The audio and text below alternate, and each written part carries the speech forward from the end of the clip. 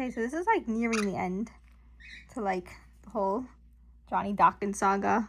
It's moving into like issue number 15. I think it ends at like 20, 21, 22, something like that. Wei had already left the book. Now we got a new writer. He came on, I think, at like issue 10 or something like that. Because Daniel Wei, he was writing Deadpool at the time. And I guess he couldn't handle writing 2 books. So he's like, obviously he dropped this one, you know. Who wouldn't? You know, but we got a new writer. I don't know. The writer was doing something retarded. Daken went to LA, basically. He got to there's some dumb drug called heat, right? And like he got addicted to it or something like that, and it starts messing with his healing factor, right? And it's like, and every time like you go into like some like trippy type of things, you know, you get into like euphoria, you know. You will see like this is him when he's high. That's how it looks when he gets high or whatever. The FBI is after him. So it's bull crap. This whole story was BS or whatever. Anyway, so this drug was basically killing him. It was destroying his healing factor. This is towards the end of his I think like him, like I guess trying to get rid of it after this or something like that. But the reason why this one is pretty important is because look, this is him. He's high. See, he feels lost. He kind of like gets into like this kind of like trippy little mode, right? Here he is, right? And that, look, this is this is Johnny. He's hallucinating Johnny in his like his little high, right? Johnny was dead at this point. I think he was dead, or like they were just planning for his return. Right, so Johnny Storm had died, and it was absent. We don't get any idea of what he thinks about Johnny. Nothing. There's nothing. This has never touched him for very specific reasons. Okay? Yeah, this was a whole Moon Knight story. It was getting so friggin' stupid. I hate this friggin' book. You know, but here it is. Johnny. Blah, blah, blah. Really? Yeah, because Johnny was dead at this point. Like, this is the only way Daken could see him.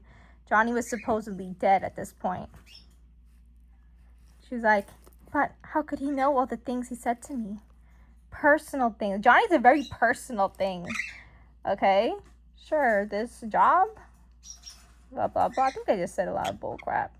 He said, and I know we're going to get along great. You and I. He's like, yes. You know, have you been here long? Not really. I was with a long-standing family business before this. Times got tough, though. Sacrifices had to be made. That's obviously a reference to his death, right? Anyway, this is you. Your new workplace. Hopefully you'll be happy here. You know, you'll be taking these books and inputting their contents. And he's doing data entry. BS. If you need anything, I'll be upstairs. Blah, blah, blah. Feel free to knock if you need anything. So you good to go? That fireplace. The heat, that's the drug, but also J-Storm. Like, I like a good fire myself. You get used to it. It's really good to have you here, Daken. You look so funny, you know? In this dream, I guess Daken doesn't know who he is or whatever. Anyway, I don't think there's any more significance there.